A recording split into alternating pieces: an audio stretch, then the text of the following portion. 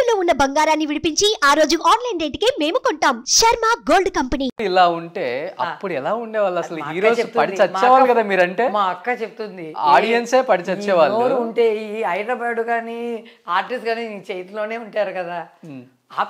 ఆపు ఆపు ఓవర్గా స్టార్ట్ చేస్తే హ్యాంగర్ కూడా మీరు మాట్లాడేప్పుడే నేను స్టార్ట్ చేస్తున్నాను కదా. ఇండస్ట్రీ నుంచి అల్లరి మాలియాని అయిపోయాను. ఇండస్ట్రీ నుంచి ఎంతమంది పడి చచ్చిపోయేవాళ్ళు మీరంటే? నేను పెళ్లి చేసుకుంటాను, నేను పెళ్లి చేసుకుంటాను అది కాదు. నరసింహరాజు గారు అడుగుతారు, ఏమీ మాట్లాడలే లేదు నా దగ్గర మాట్లాడాలని ఆయనకి ఆశ, ఎవరికి ఉంటుంది. నేను మాట్లాడను హస్బెండ్ దగ్గర చెప్పి, ఏమ్మా మీ అమ్మాయికి మాటలు రాదా అంటారు. నా చెవిలో పెట్టింది. సరే ఇప్పుడు చూస్తున్నాను మనం ఎంత తప్పు చేస్తాం మన దగ్గర.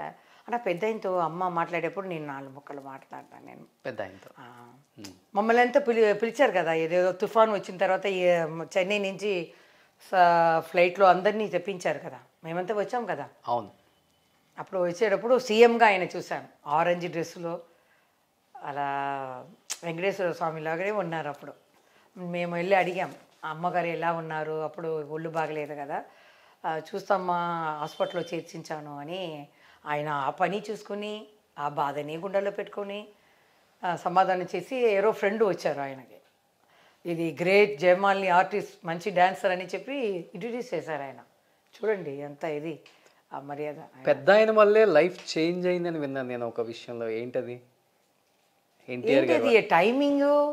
ఎన్టీఆర్ గారి వల్ల అందరు చిన్న పిల్లలు వస్తే కూడా రండి రండి కూర్చోండి ఏం కావాలి అలా మర్యాదగా పిలిచేవారు. నేను కూడా ఇంటికి వస్తే రండి రండి అన్నాను.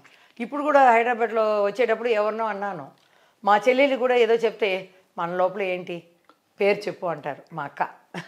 మా అక్క అయినా రండి పోండి పిలుస్తాను.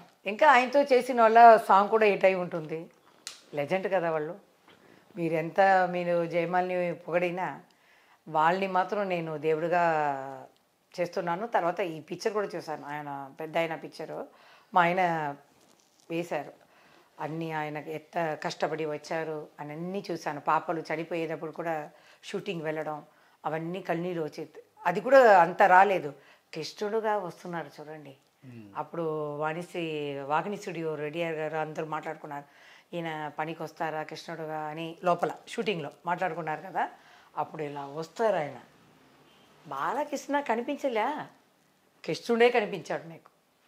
తర్వాత మనం మా అక్క చెప్పింది, చూడు అంటే అప్పుడే పెద్ద ఆయన ఇన్ని సంవత్సరాల తర్వాత వస్తున్నారని ఒకే ఏడుపు. పోయినసారి తెలంగాణ వన్లో ఇచ్చాను, నాకు ఇప్పుడు జ్యోతి గారిలాగా కన్నీళ్ళు వచ్చేసింది.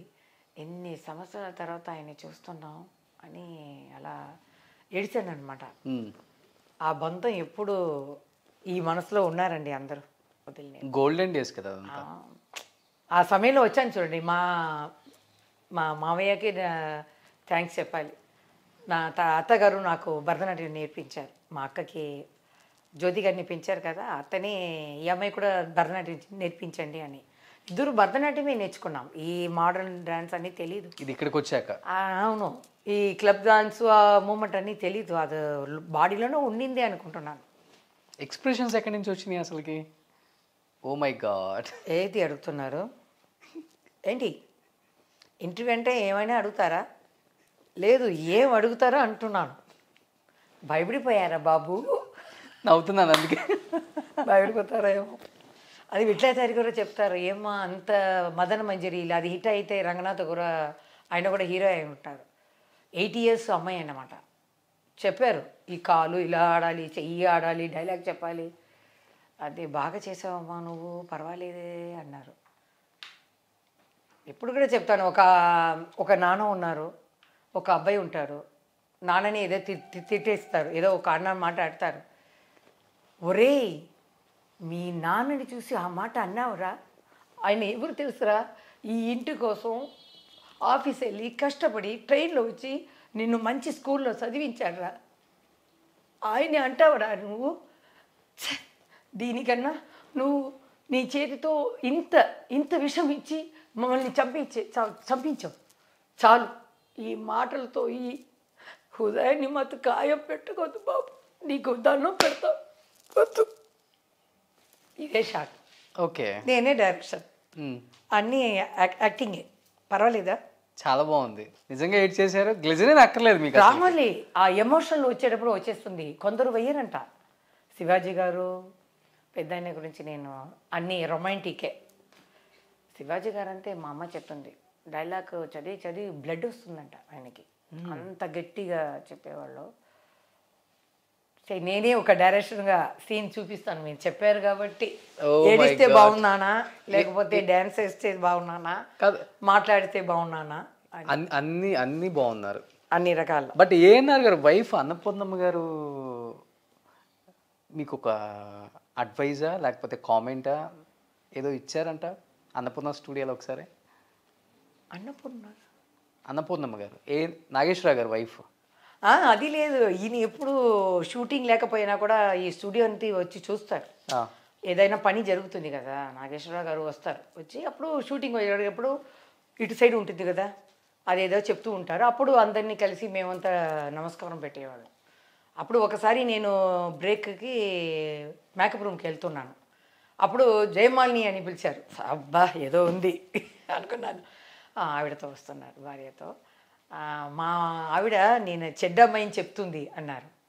నాకు తెలుసు నేను ఏది చెడ్డ చేయలేదు, లవ్ చేయలేదు, ఏ తప్పు చేయలేదు కాబట్టి అలా చూస్తాను. అమ్మాయి నవ్వింది, ఇలా అన్నారు. నేను అలా నవ్వుతూ రూమ్కి వెళ్ళిపోతాను. నన్ను ఏదైనా ఆయన గలట చేస్తారు. అలా ఉండాలండి. ఇప్పుడు నేను యాక్ట్ చేసి వచ్చిన ఈ అల్లరి జయ ఏదైనా చేస్తూ ఉంటాను. ఇంట్లో కూడా మా అత్తగారిని గలట చేస్తూ ఉంటాను. బయట చేయరు కానీ ఇంట్లో ఎక్కువ చేస్తారు. ఇప్పుడు చేస్తున్నాను మా అత్తగారిని. ఎందుకంటే నాకు పెళ్ళి హనీమూన్ వెళ్తే వీళ్ళందరూ వచ్చారు. మా అమ్మ, మా నాన్న, మా అత్తగారు వచ్చారు. మా అమ్మ చనిపోయేటప్పుడు కూడా నేను మాట్లాడలేదు. ఇప్పుడు అత్తగారిని అడిగాను, ఎందుకు పిలిస్తే ఎందుకు వచ్చారు అని అడిగారంటే నేనే పెట్టుకున్నాను. ఇక్కడే ఉన్నారు ఆయన. వాళ్ళ సిస్టర్ కూడా అడుగుతుంది, మా అమ్మ చాలా భాగ్యం చేసుకుంది, ఒక కోడలు ఎన్నిసారి మామయ్యని గుర్తు చేస్తుంది, మా అమ్మని బాగా చూసుకున్నావు, చాలా భాగ్యం. మేము కూడా అప్పుడు ఆర్టిస్ట్ని పెళ్లి చేసుకున్నాడు తమ్ముడు, కుటుంబాన్ని చూస్తాడా అని. మా అత్తగారు నాతోనే ఉన్నారు. మా ఫ్రెండ్స్ అందరూ కూడా చెప్తారు. మా అక్క కూడా చెప్తుంది, పర్వాలేదే,